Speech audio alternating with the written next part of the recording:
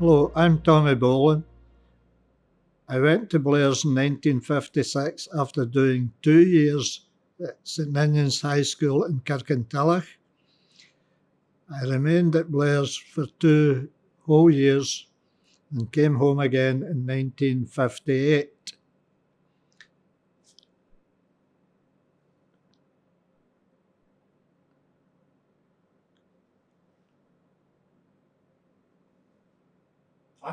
Sorry, I thought you'd keep going there. So, how did you come to be at Blairs? What was the process for you coming up at Blairs? Well, I had been an altar boy from around the age of 7 or 8, and I was fascinated by the priest and the Latin in those days.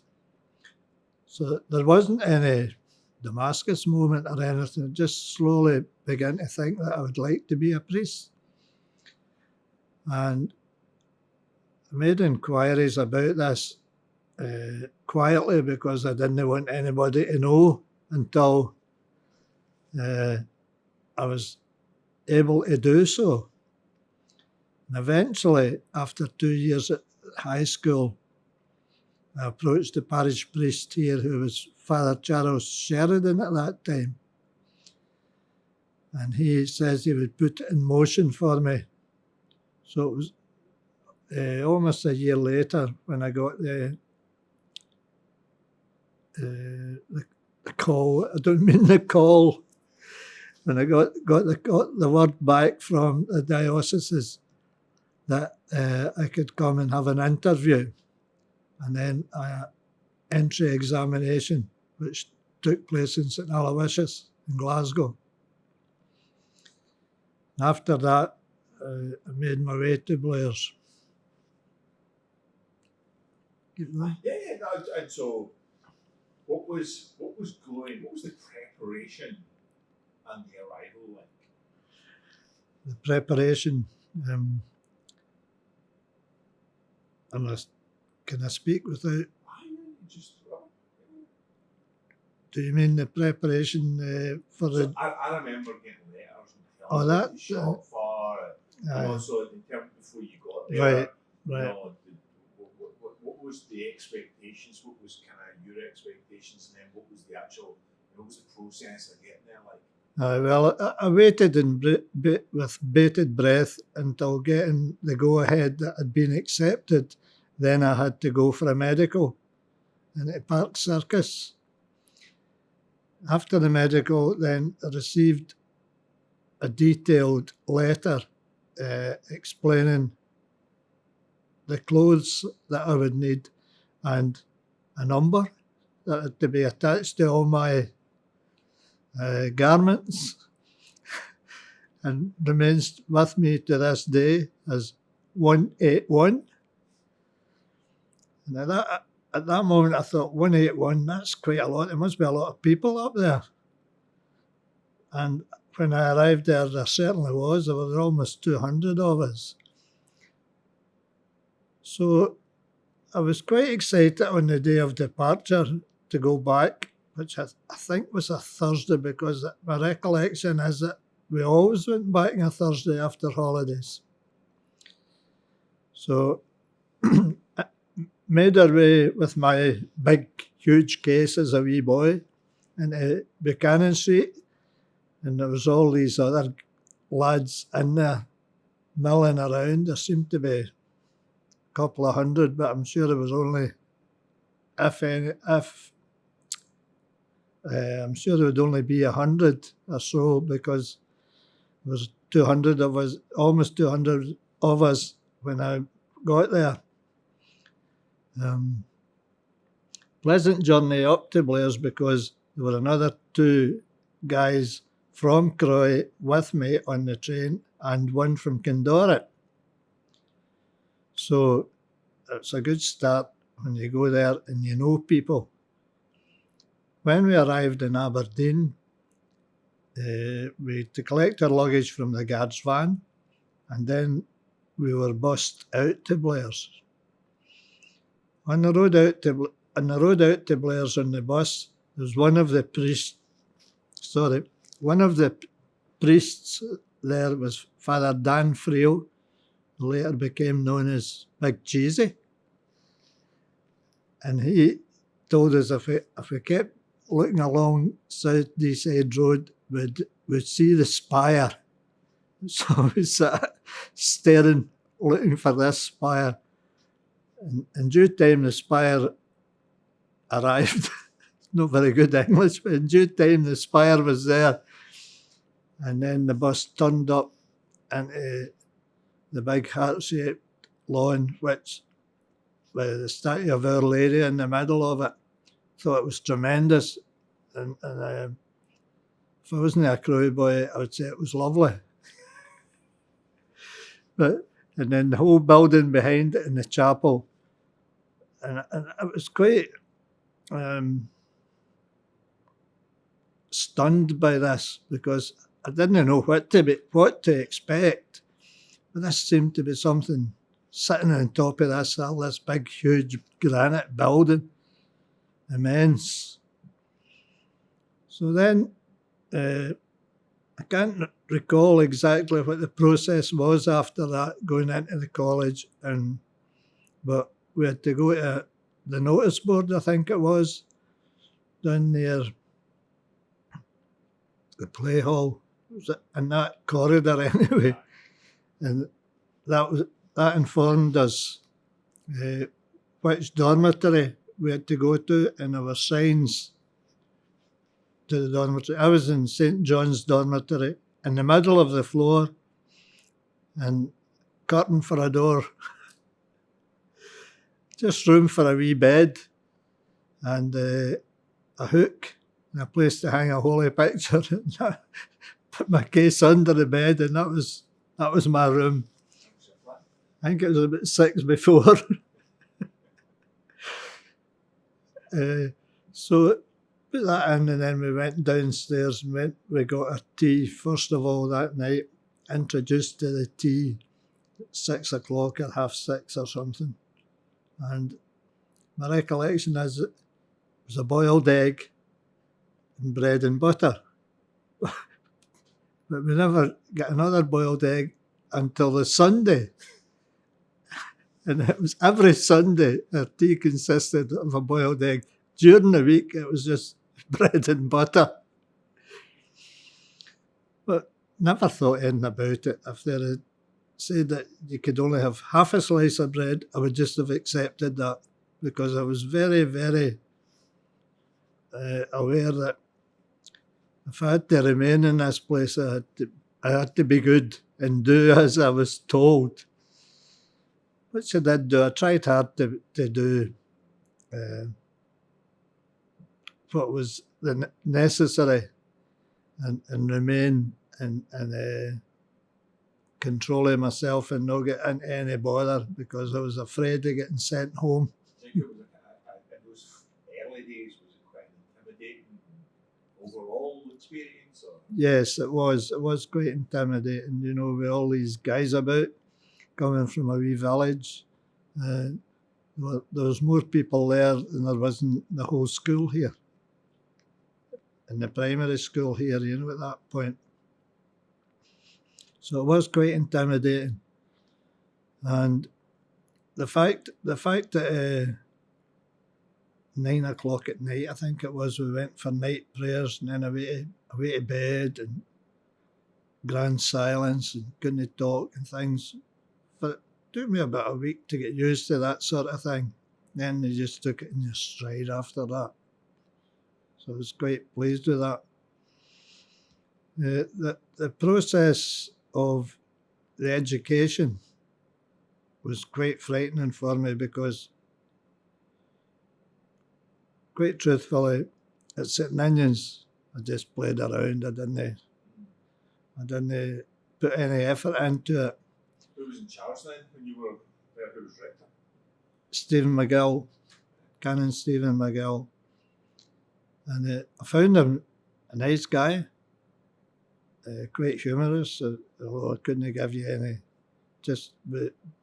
I'm saying humorous. He gave me the impression because he always had a smile on his face. And some mornings he would come down for Mass and give us a wee talk. And say things to us like, at the consecration, you should look up to the host and say, "My Lord and my God." I still do that. That has remained with me. And that was Stephen McGill that told us to do that. And another notable person in those days was Danny Boyle, Big Danny, who was a disciplinarian. And the guy that we all lived in trepidation of going to see. If you get called up on a Sunday night, what was it called it?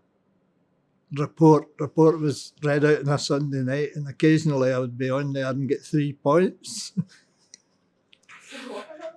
For not maybe not polishing my shoes, or running in the corridor, or speaking in the silence corridor, or some of these kind of things.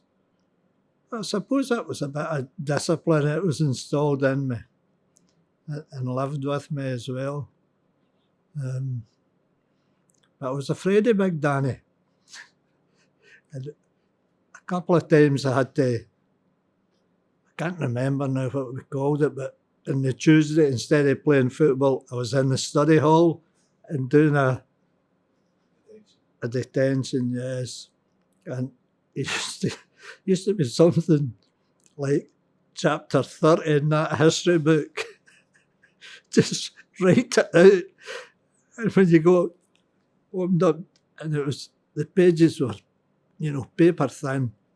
There were maybe 50 pages in a chapter, and small writing like this, And I found it quite difficult to do that detention. It didn't make any sense to me. But just carried on and did as I was bid. Any other key characters of the day? Yeah. Any other key members of the team? Well, we had a maths teacher. Now, at that time, I don't know if these profs, as we called them, were qualified to teach. They must have had some sort of qualification, but we had a maths teacher, Monsignor Samuel Kilpatrick or Fitzpatrick, I can't remember. I think it was Kilpatrick. He taught us maths, or he attempted to teach us maths. And his brother took us for PE in the games hall. And he was a layman. He took us for PE. So he didn't get too much respect from the boys, If he hadn't a collar on, he didn't get the respect. But the guy did his best and used to send us in cross countries. I don't know, I can't remember the road, but it went up by the wee sort of steadings on the right-hand side, up there, and away up round the bounds. Yes. And that's cross country. And sometimes we went further. And then on other occasions, we went in these croc walks. It's a big, long, everybody, maybe 4 years together, 1, 2, 3, and 4. I can't remember if it was more than that or if less than that. Away we would go in this big, long walk. And we went over to this place in the middle of a field, and I'm sure it was called Boswell's. It was a kind of tower, and inside a spiral staircase inside, but it was dilapidated. And a couple of windows in the road up, rectangular window openings, but no glass in them, just openings. And that was the highlight of our walk. That was as far as we got and back again. And one time going up in the train, I think it was in the Easter term, going up in the train, and we decided that we would keep some money back for the first guy who was going into Aberdeen to the dentist or whatever, and he had to get a packet of cigarettes. So we did this and we planked, had the wee tin with the money in it up in the wood, you know, the wood near the skating rink, the pond. I think we knew historically it was a skating rink. It was never a skating rink in my day. Oh, there was a small wood there anyway, and we found a place to hide this money. And the first guy who was going into Aberdeen for the dentist or opticians or whatever, he was going to get this packet of cigarettes. Turned out the first guy was me to go to the opticians. Well, quite honestly, I was in a panic when I got this word. I had to go to the opticians, and I think it was Wood Hill Hospital. And I was panicking about this because right away I had visions of me getting caught and expelled. So I says to the guys, look, I'm not going to do this because I'm too feared to get caught. Oh, you'll never get caught, man, you know. They talked me into it. So away I went into Aberdeen. I was walking along the street, like a comedy scene, looking around me, looking for a priest watching me. This is true. I was dead scared that I was going to get caught and expelled. The result, they never got their cigarettes. I arrived back to get rid of the money as quickly as possible.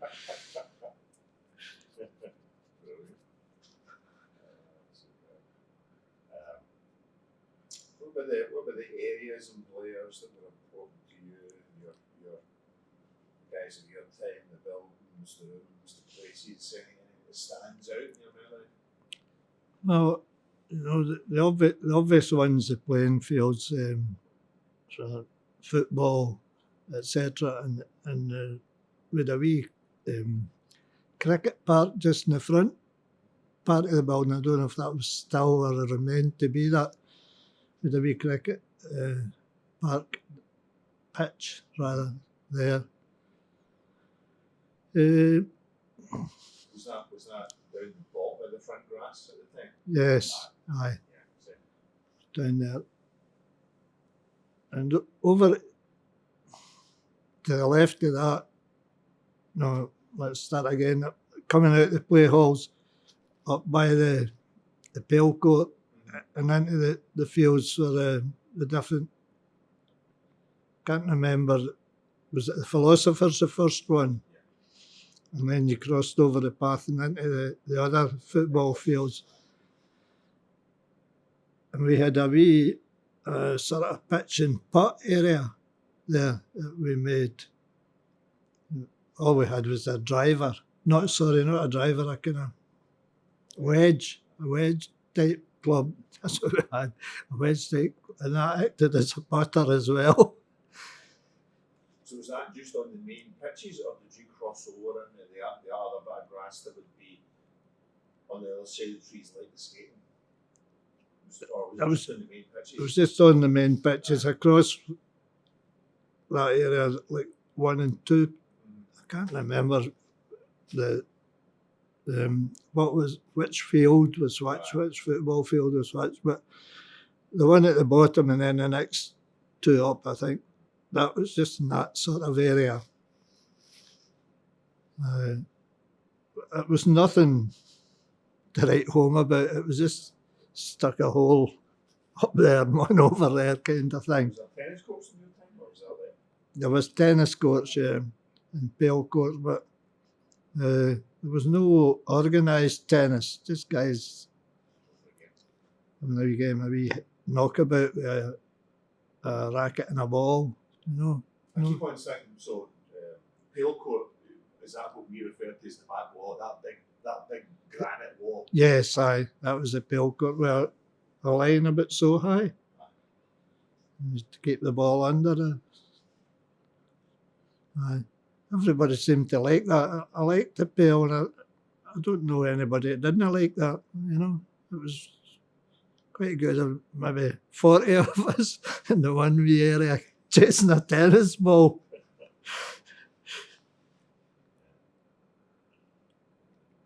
Any other bits of the estate that stand out in your memory, or buildings, places? Well, I liked the library. We were allowed to go to the library. I think it was only one night a week, but maybe like a Tuesday night or something. I liked to go in there. And I also liked it, you know, in the games hall. Did they have the oratory as well as the chapel? They had the oratory, but it was 4th year. First 1, 2 and 3 just went to the chapel. We were in that oratory, but, you know, where it didn't just drop in kind of thing. It was an organised visit to it. That's the one just down the steps. Down the stairs for the refectory, yeah. Was that 4th year or was that 5th and 6th? When I went, it was 1st and 2nd. Or was it?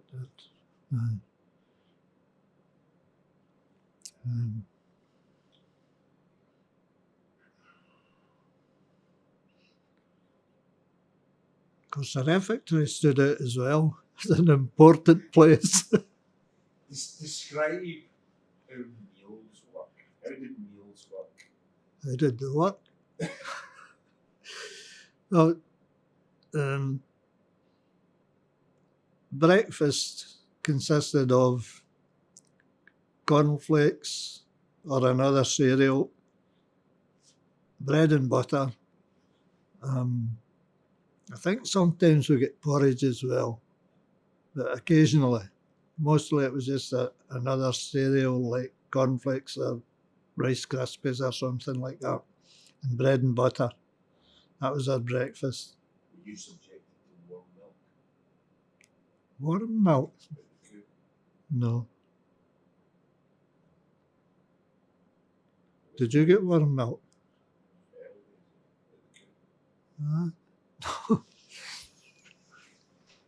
So it's just Then, cereal and stuff for breakfast. What about lunch would have been the principal meal? Lunch was the principal meal, yeah. And the breakfast, you know, the peas and cornflakes. Sandwiches and cornflakes. Wonderful. The lunch meal or dinner, as it was, enjoyed them on the whole, but during the summer area, we used to get, I think it was tripe. We used to get this stuff. And quite honestly, I just looked at it. I couldn't take it. I tried to take it. I can't remember who my divider was at that time. I think it was Joe Cairns.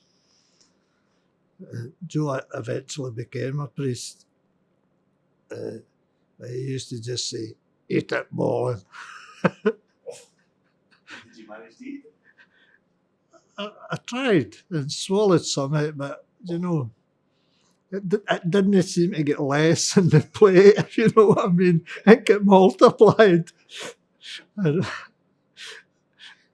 I went and asked permission not to take it, and I was told that to try and take it,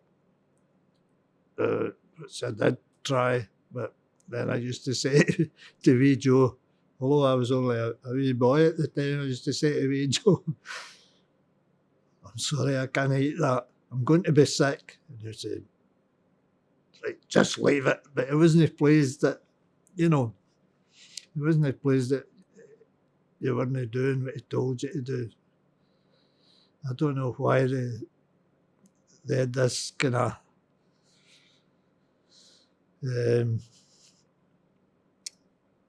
I don't know what I'm trying to say here. Well, I do know what I'm trying to say, but I can't get words.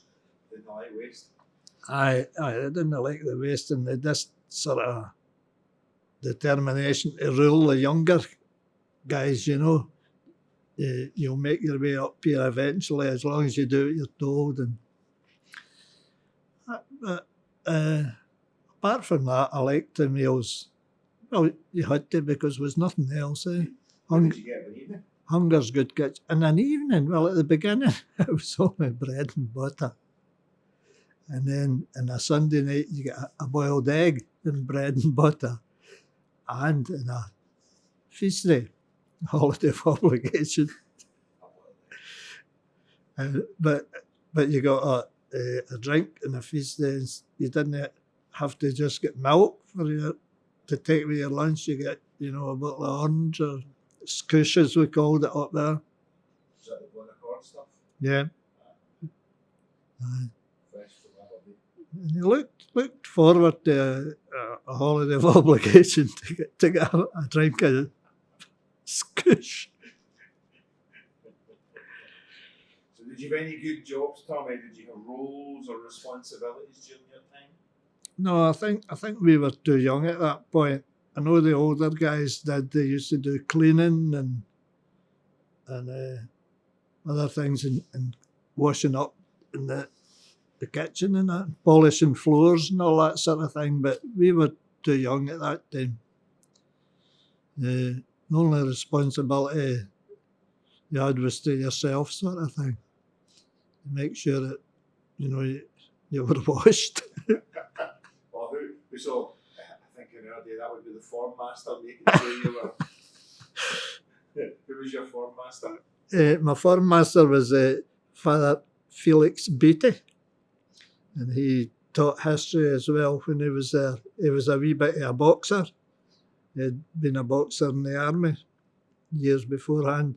So he used to take us for boxing. We had us all dancing about and the footwork and that. So he took us for boxing, but we hadn't hit each other. Everybody would be expected to be good at that, surely. Aye, but he wasn't allowing us to hit each other. We just had to do the footwork and shadow box. But it was enjoyable. And I don't know why, but we called him Wee Bobby. His name was Felix.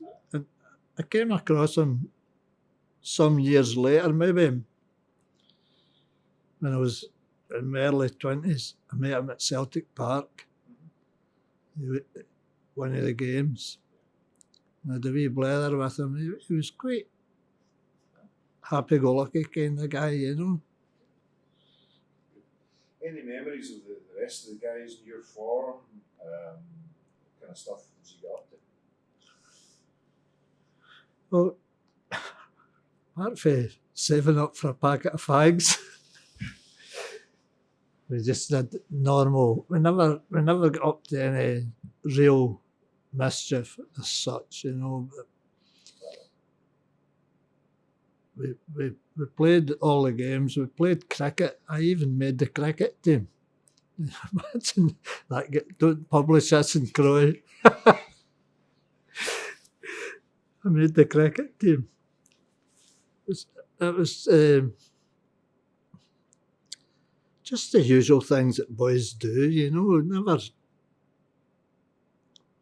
did anything spectacular. And we were tightly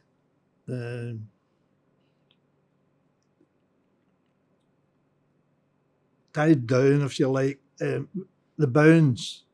And you couldn't go across the road or over to the, the post office along the road there. I'm saying along the road there, but in Blairs, couldn't go out of bounds or anything, and we never attempted to do so. But when we went up the other way, up past the bounds towards that place I keep calling Boswell's, I don't know if that's it. Eh? Towards there, yeah. Went that way.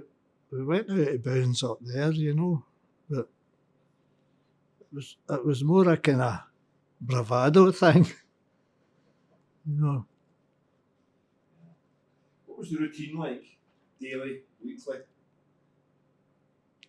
The daily routine, as in getting disturbed in the morning with that bell. 6:30, I think it was, clang, clang, clang with the bell, aye. And jumping up downstairs, sharing a sink with a guy, getting washed, They're half-washed, you know, that's all. Half-washed until you had your next bath. Fortnight later. So it was baths. Baths, yeah. Never seen a bath. No. Sure. Showers, no. They weren't invented then. So we had a bath. I think it was once a fortnight or something we got a bath. I can't remember how many baths there were. There were wee rooms. I think it was shaped like an L-shaped corridor and then another one that way. And so many rooms, so many baths in these. Can't remember. So was it a day or a Yeah, time or? that's what I was about to say. There was a list on the notice board to say Tommy Bolan Tuesday night, 7:30 or something like that. Yeah, you get, I think we get half an hour. Going back 64 years here, you know. Right, again, this is stuff I've never heard. But I think we get half an hour in the bath. And then the censor would come chat with the door. Time you were out of there. So would that have been a member of staff or was that No, a no. student? No, it's a senior student, you know, maybe 5th or 6th year guy. I think it was 6 years. Yeah. Censors, you know. He had to get out. Can wind your things up. Anything else about the daily routine? Well, then, you know, you went to school and then you went for your lunch, then tea time again, and then at night time, like during the winter, you had table tennis and badminton. And I don't think that we're very happy with us kicking a ball in the play hall.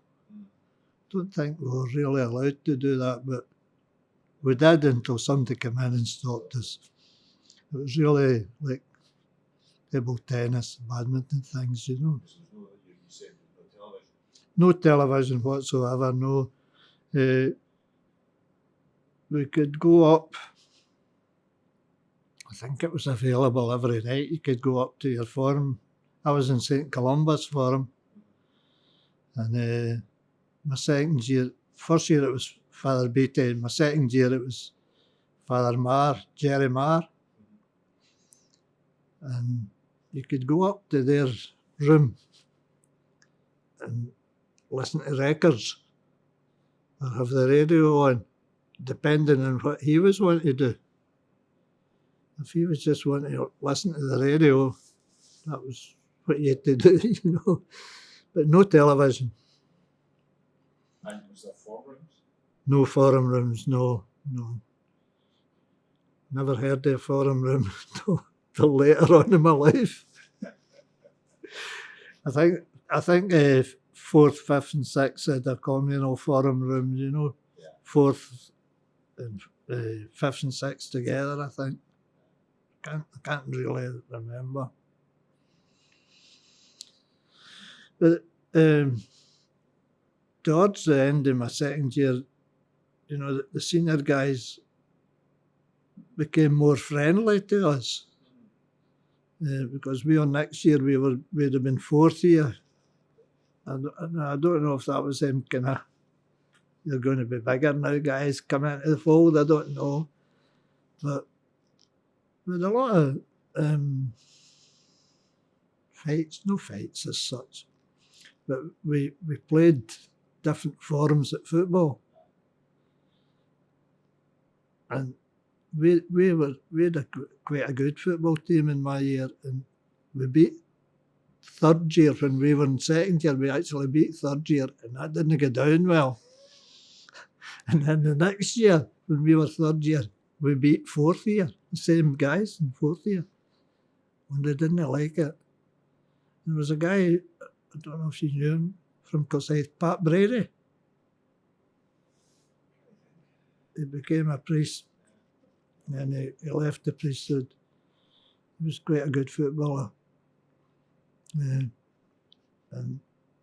he was really unhappy with the fact that we beat them. And I suppose if the year below us had beaten me, I wouldn't have been pleased either, you know. But we took great delight in the fact that they were unhappy at us beating them. Any recollections of the kind of non-standard days, big days, feast days, holidays, that sort of thing? What kind of stuff happened then? On the, I don't know if I'm right in saying this, but did we get a day off, like a second Tuesday in the month or something? A play day, a special. I struggle to recall anything like that myself. I've got something in the back of my mind about that, about a play day, you know, that we were granted as a privilege. What were feast days like?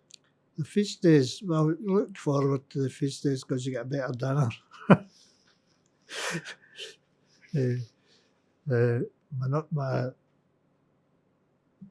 I could have taken the rat pie 2 or 3 times a week. I really enjoyed that, and the Irish stew and the bread and butter pudding. I really enjoyed those things. On the feast day, I think I've already mentioned this, the fact that we get a bottle of scoosh, that made the day.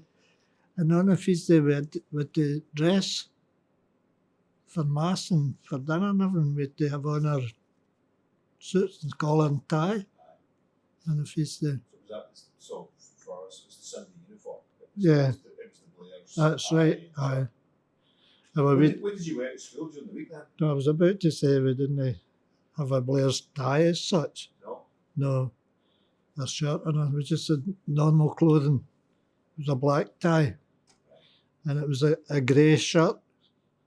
So was that specified in the shop, not the grey shirt and that black blazer? Or? Yeah, that's right. Aye. It was grey shirt, black blazer, short trousers for the short guys. And that was bad in the winter. And out in the snow with a pair of wellies. I don't know if you recall, you know, the mats they used to leave on your legs there. Oh, goodness. Aye, that's it. But that was really murder in the winter, you know. Did you get cold. out so much? Yeah. We got in the snow. That's why, you know, I can't recall sledging, which I find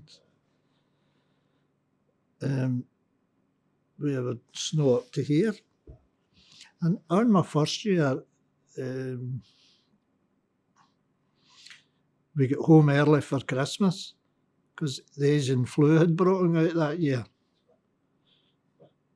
And the heating had broken. No heating, so we got home a week early for Christmas because the heating had broken down the boiler.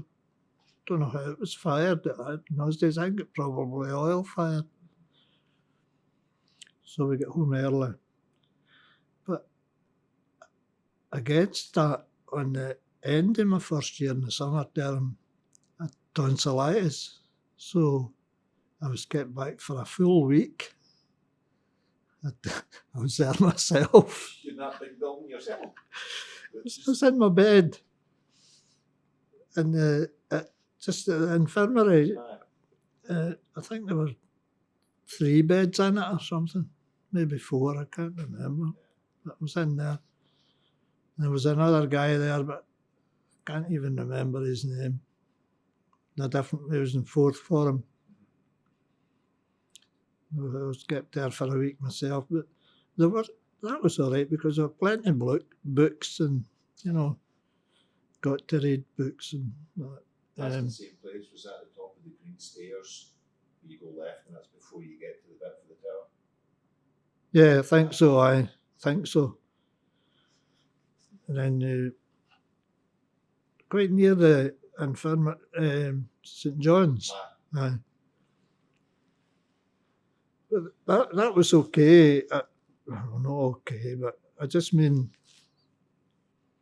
I could pass my time reading and that. But doing the train journey back down to Glasgow myself, I found long compared to the other journeys with all the guys. But I found that long, whereas sitting in the infirmary and just reading and dunting about. If there was no television, was there much in the way of any social clubs or with the boys, or just table tennis and stuff? No, there was no such a thing as that, social clubs or nothing.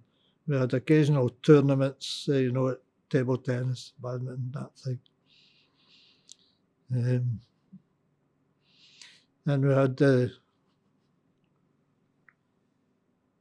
must have been around September, October time, Tatty Hauken with that, which was quite fun, but hard work as well, But it was quite fun. And I don't recall how we got our sandwiches there, if they were made up and brought to us in a basket or something, I don't recall, but just recall eating with dirty hands. No such a thing as 20 seconds wash, sanitising, just writing about it. What did you have to drink at the time? No, I think we get tea delivered to us. I can't remember much about that. I only remember the eating part. But I quite enjoyed it, getting out in the tractor, getting a lift out to the Tatty Park. I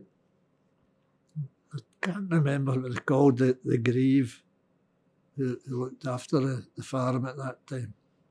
He was a wee happy-go-lucky guy, but I can't remember his name. What would be your most enjoyable memories? Well, I think I would probably say wasn't it studying? No favourite subjects then?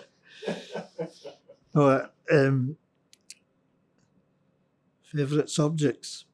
I think my favourite subjects, unlike yourself, were languages. I liked history and I liked the languages because I felt that I could learn them. I could actually sit down and learn them. Whereas maths, I don't know whether you need to have an aptitude for maths or what. I was all right at maths up to started trigonometry. Then it began to be a wee bit more difficult for me. I quite enjoyed the history, but the languages I felt I could sit down and learn the verbs and that, What would be your favourite memories I don't suppose academia would be your favourite memories. What would be if you have a favourite memory of the place, what would it be?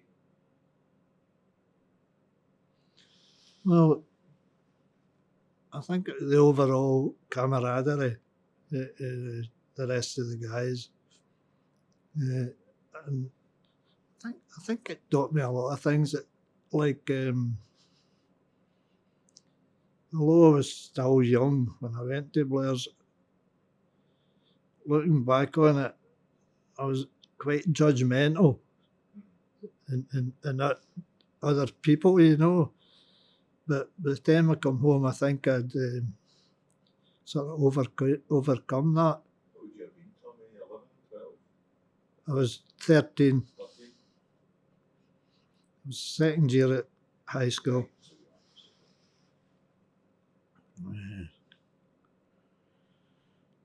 What would be the least enjoyable things?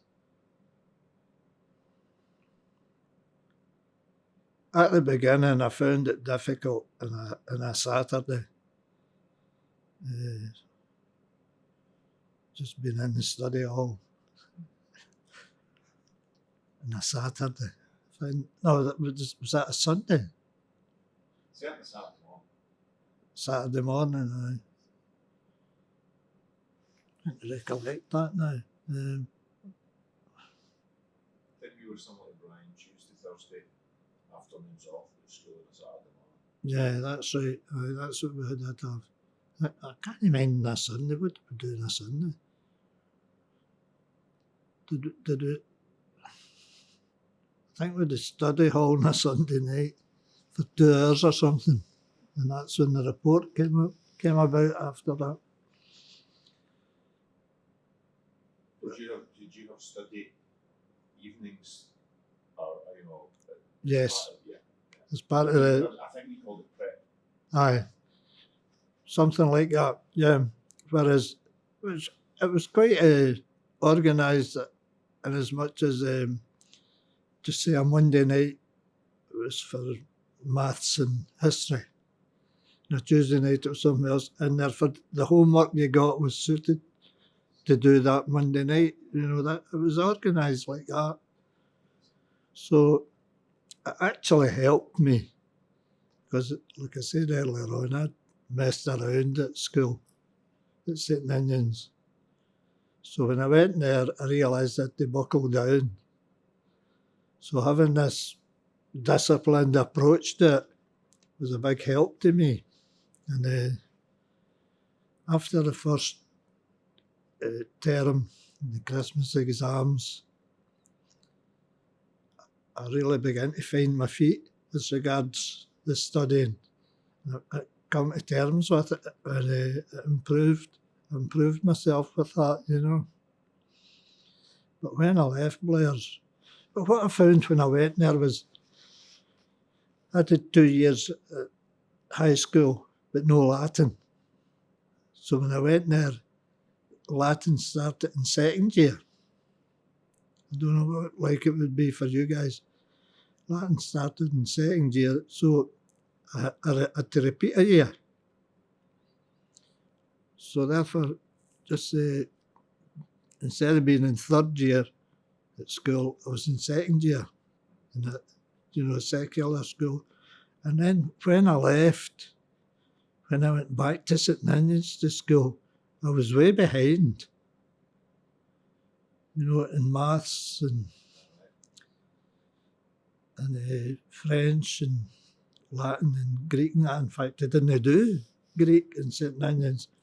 They just bunged me into a Latin class with a classics teacher. And he would just say, right, do exercise 15 or something. So I wasn't really being taught it. I was left to my own devices. So I reverted back to where I was 3 years ago. And I only stuck that for a year and just left school. What was your least favourite memories of Blairs? I don't really think I've any bad memories of Blairs. I don't have any bad memories, and I didn't want to leave Blairs, but they used to do this reading out of the rules in the refectory. Somebody read a story. Each of the guys, I think, got a chance to read for fourth year up, and they'd be reading a story. Then in one day of the week, which possibly a Thursday, they read out the rules. And every week you get the same.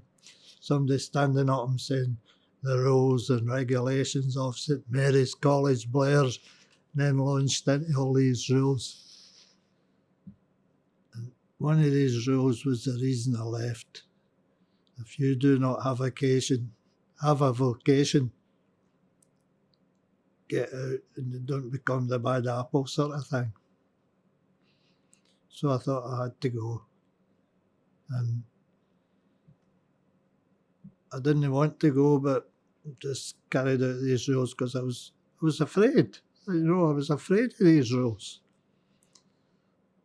And when we lost our foreign master towards the end of our first year, Felix Beattie wasn't coming back. I'm sure that's when that Father Ken came along.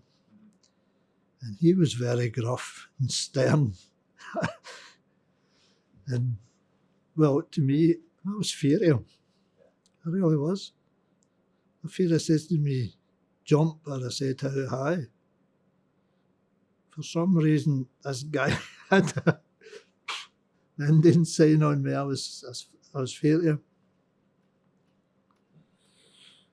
And there were other profs that I'm more familiar with, and you know, that I liked most of them, but I was just fair to that guy, and maybe that's been unfair, you know. I don't know. Maybe that was my judgmental part coming in. Maybe it was the other. Any particular memories that stand out? Would be any particular occasions or tales or happenings? No, I wouldn't have said any particular stories that stand out. I remember I had good memories of, like say, midnight mass at Christmas and the Easter ceremonies. So you were still there at Christmas? Yeah. No, aye, we come home the day after Christmas. But, Right. yeah, but my first Christmas, we come home early, I think I said Oh, earlier. for the heating? Yeah. Alright, so I didn't realise you would have been expected to be there for Christmas Day. No, Oh, we, for Christmas Mass, sorry. yeah, aye, Midnight aye. Mass. You get home on Boxing Day. Wow. And, I didn't know that. did you know? Yeah. No, aye, we got home on Boxing Day, except that first year. But we get sent to bed early because we were going to midnight mass. So everybody was just torturing themselves up in their cubicle because you're not getting up to bed at 6 o'clock at night. I would never have known that. There's something else there that I liked. That'll maybe come to me in a minute or two. Food, people, was it staff, was it place?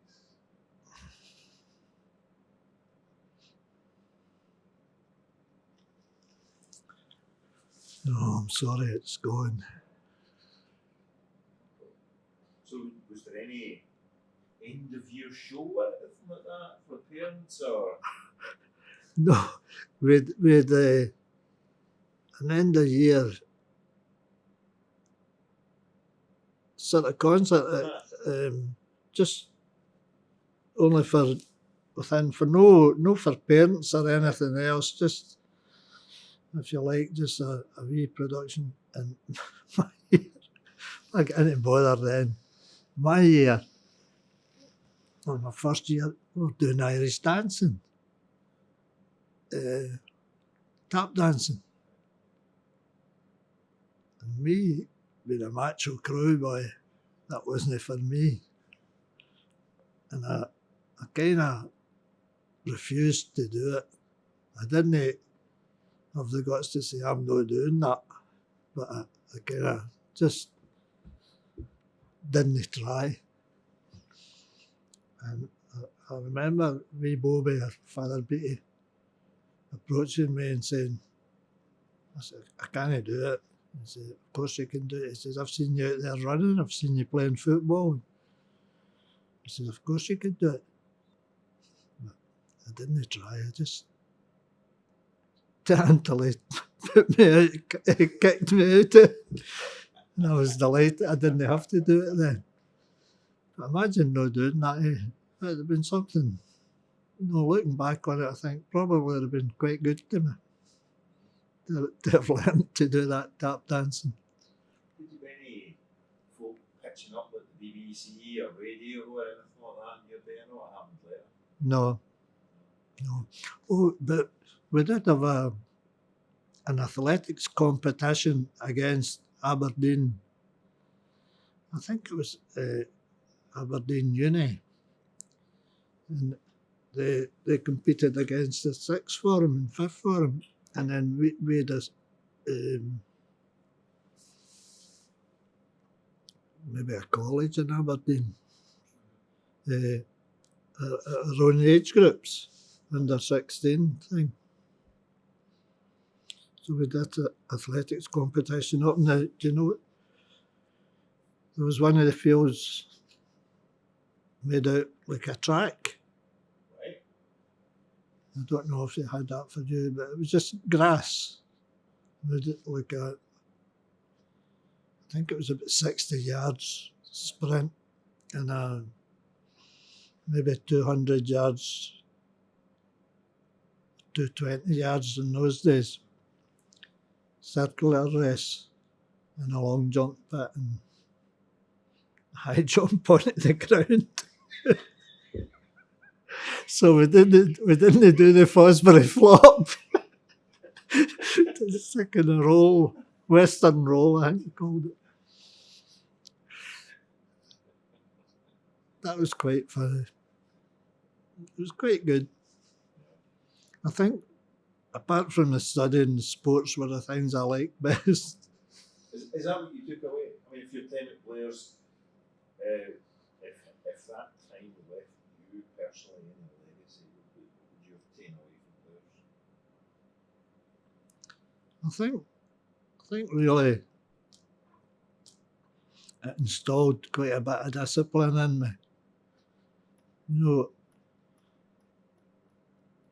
I had a happy childhood, and my father was strict, as every father is, but I got more discipline there because I had this discipline during the day and even during our own playtimes up there, you know, than I had here. Quite regimented. Aye, the regimentation suited me. I think that's possibly because in those days, around here, village life, you could go anywhere, do anything. You weren't restricted, you know, and you could be out all day. You hadn't to be back after an hour. My father didn't have to come looking for me. I maybe went out in the morning during the school holidays. I went out, maybe didn't come home at 6 o'clock at night and things like that, you know. Aye, just come back to eat. Aye, exactly. But I think there was more, the regimentation helped me and a lot more discipline in my life. And I think I mentioned earlier that as well as that, I began to realise there were other people in the world apart from me, and I was less judgmental and respected people. I think that's. Sorry, you can say something. I just was going to continue to say I think that was one of the things that I remember most. I don't know. Is there anything that stuck with you that you feel is less positive about your time? No. I don't think I had any thoughts that were less positive, no. How would you speak of Blairs and your time there to others? What do you think Blairs stands for or did stand Well, how would I speak it? I speak fondly of Blairs at all times. I loved it, and it was an experience that I'm glad I had. And at the time, I think I mentioned this already, I didn't want to leave, but I did leave. And I came home, I think it was into June when I came home. And I often thought in the first couple of years after I'd been home, because I still missed it, I often thought that if I'd have waited that other month just to leave during the school holiday, or leave during the Blairs holiday, I often thought I would probably have gone back. because I hadn't this nagging live by the rules. You know. Do you think it gave you a different future? Do you think you'd have had the same life if you didn't go to Blairs? Do you think it would have changed in any way? Like if you'd stayed here and maybe stayed at seminaries or whatever, do you think Blairs changed? If I'd have stayed at St Ninians, I'd have left at 15. I'd have left school at 15. So I'd probably looked for a trade, which I ended up doing anyway. But I'd probably looked for a trade at 15, whereas I was 17 when this all happened to me in my working life, you know. And I think the discipline of Blairs helped me for my early working life to go and be prepared to go to tech and learn about my trade. Do you think that made you more confident to do that, or just the ability, or was it the education? Yeah, I think Blairs made me more confident to do that because I knew that I could buckle down and do it, and I could go to day release school, and I could go to my work and pay attention to the guys who I could learn from.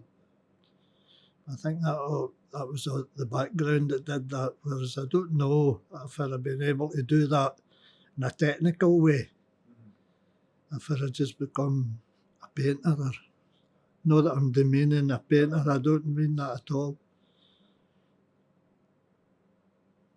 But, no, I think Blairs had a big input in my life.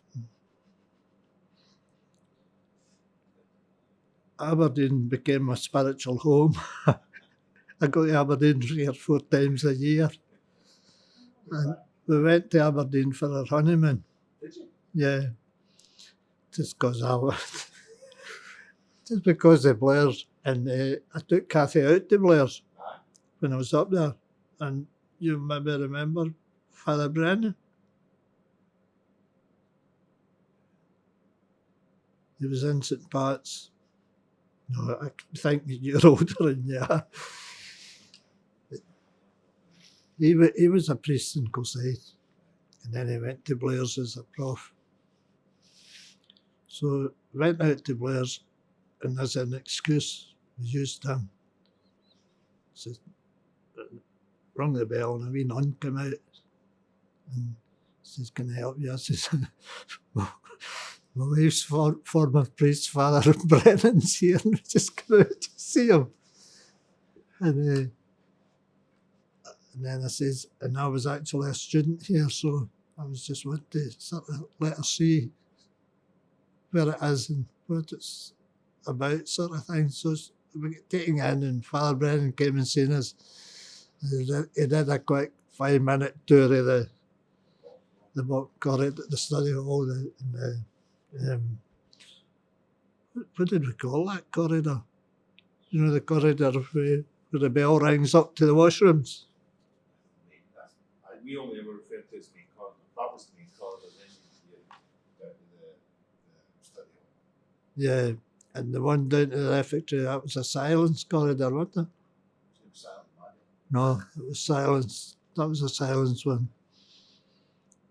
I think we had a name for that corridor as well. Where the post boxes were. Yeah. So back out to see Blairs.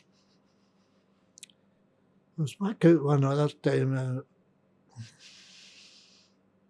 maybe 4 years or so after I left.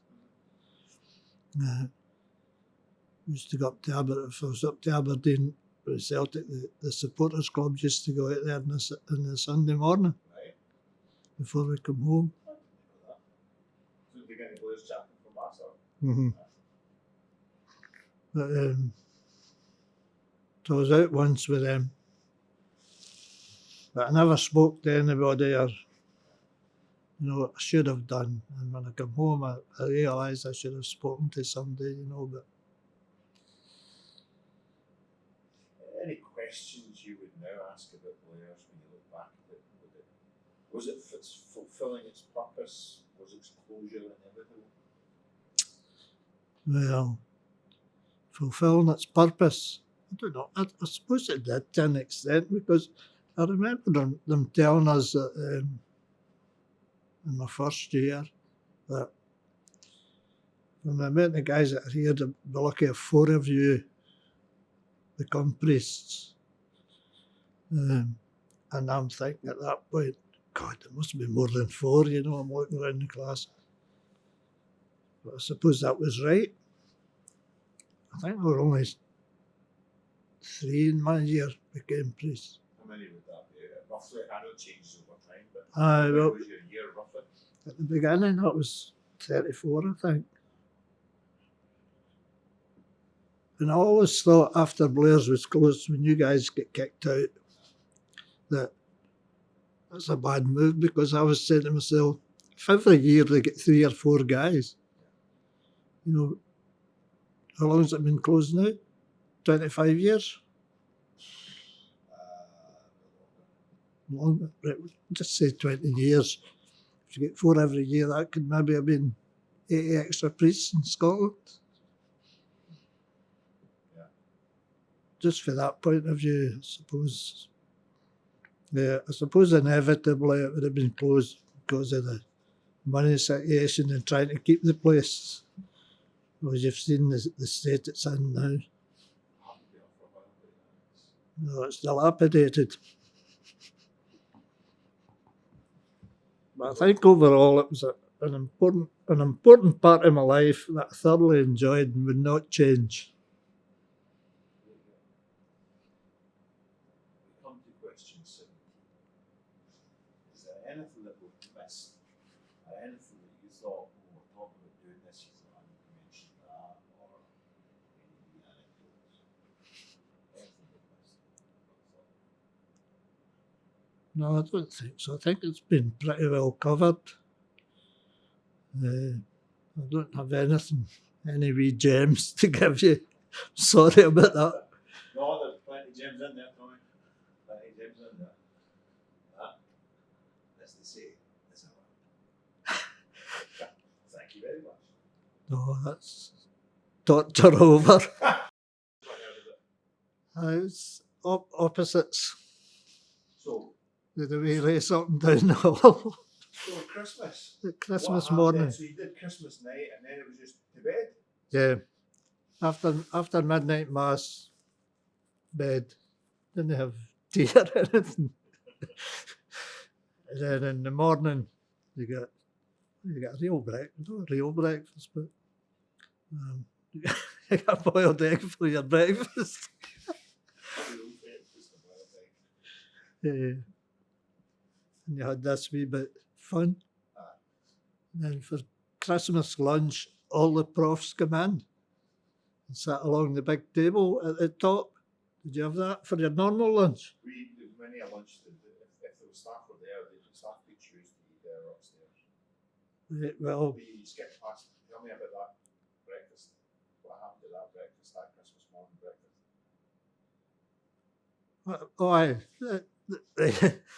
the divider gave the lowest at his table a big piggyback. And all the dividers and the lowest had a wee kind of race round the hall and dunting each other, trying to knock each other down, kind of thing. Do you know what I'm trying to say here? So it was a wee bit fun, you know. So you stayed there till lunchtime when they went home, or what? No. This is Christmas Day, remember? So you were there till Boxing Day? Yeah, this is Christmas Day.